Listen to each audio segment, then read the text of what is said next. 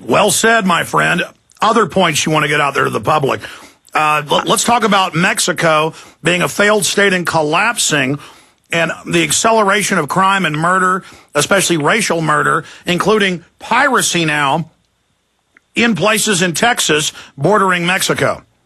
Well, you know, I've just recently heard about some of the piracy.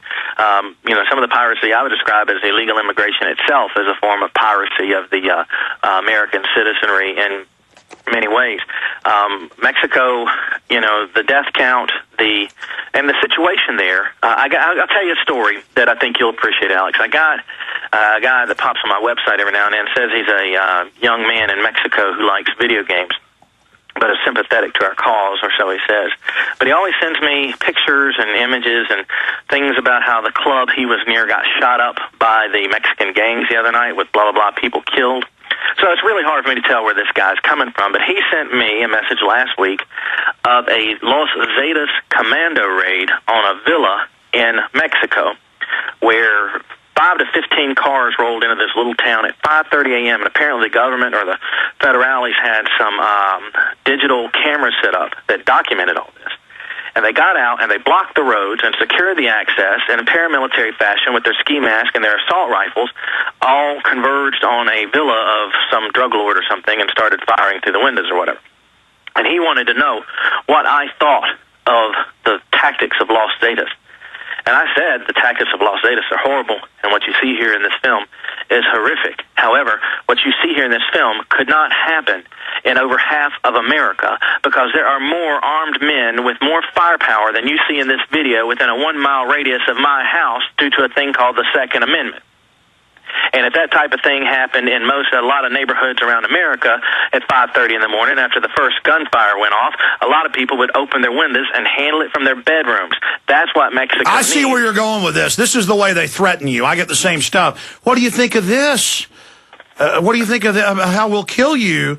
Oh, are you concerned about that as a form of intimidation? So that's what it is, a threat. It is, but it's also, my response is that because I live in the United States and because I'm a free American with First and Second Amendment rights, that if they came into my neighborhood, or still over half the neighborhoods in America, and tried that, they wouldn't get out scot-free. You're not going to, or they wouldn't get away with it more than once. You know, the citizenry of America is armed, and we are arming ourselves in greater capacities every day, especially after watching trailers for films like Machete. And therefore, we, the people of the United States, are empowered. In Mexico, the government has guns, the gangs have guns, the people have none. And so they are perpetual victims. And what do you think of the Mexican president? We're going to play this clip in a moment, coming out and talking about his people in America, his people and how they're being abused. This is a foreign power openly in the U.S. telling us what to do in our country. What's your take on that? Well, I think that we should, every time he tries to step in the White House, he should be presented with a bill for his people in our country, an estimated bill.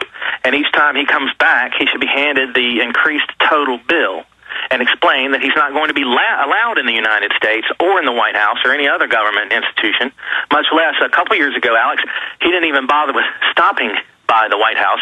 He broke with diplomatic decorum and just entered the United States and traveled around the Southwest talking to his people. So I guess we're sort of better off that he actually stuck with diplomatic protocol this time as the head of state and went to the White House instead of just walking into our country and going around talking to his people on his own.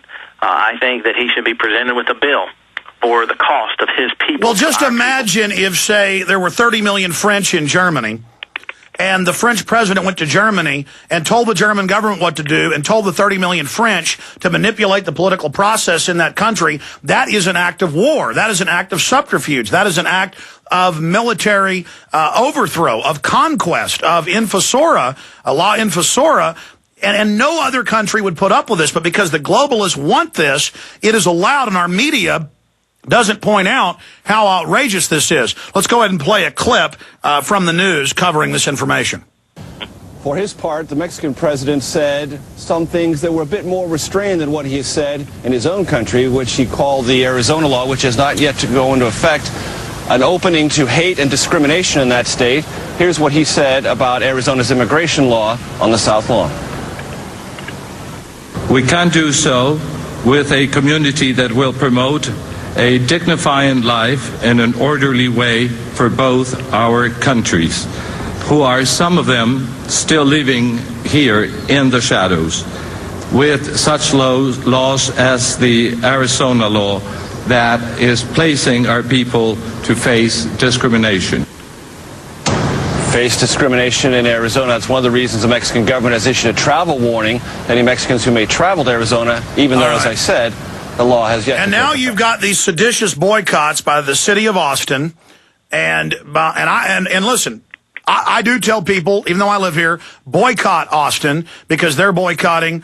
And you should call the Austin City Council if you live in Texas or other areas and say, we're going to boycott you until you stop boycotting Arizona. And California's doing this. We're talking about not buying power from Arizona because the elites want to bust this country open. But while I have William-Gheen with us for this segment, the next, maybe 5 minutes of the next hour, if he can do it, because I'm going to take a few calls, I'm sure Mr. Gheen already knows this because he's so well researched. But what I've discovered living in Austin and in other articles around the country, city council members' brothers in the past and others, the La Reconquista leaders in my town have been busted in the past. One of them was caught beating within an inch of their life some people they'd smuggled in as a coyote who hadn't paid all their cash. Others have been caught running whores in. Others have been caught running drugs in. And so really, this is just the Mexican mafia El Jefes who are here just over their people. They don't want them speaking English. They don't want them getting the Second Amendment. They want to keep them as slaves like they do in Mexico. And a lot of these La Reconquista leaders are just mafia criminals who are in political office. Well, I think you're absolutely right. One of the things, here we have the president of a failed state trying to tell us how to run our business. But I got to tell you, I hope he will keep issuing advisories for Mexicans and Mexico to stay out of Arizona. Matter of fact, at this point, till we get this thing settled and our people calm down and their people calm down, I'd like for Mexico, the Mexican government, to issue travel advisories against anybody coming to the United States, like we're issuing travel advisories against anybody going to Mexico. Right now, anybody that goes to Mexico for a non-emergency reason is either massively misinformed, uninformed, or an idiot. And they need to stay out. Our people need to stay out. Our dollars need to stay at home.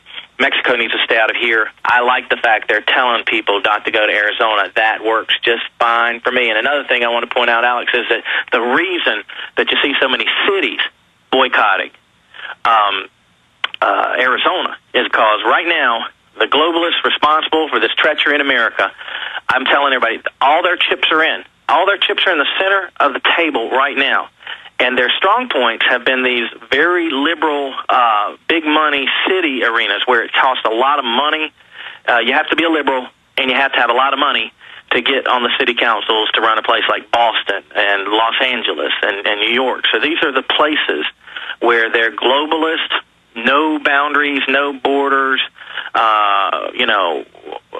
agenda is still strong, and so they're showing every resource.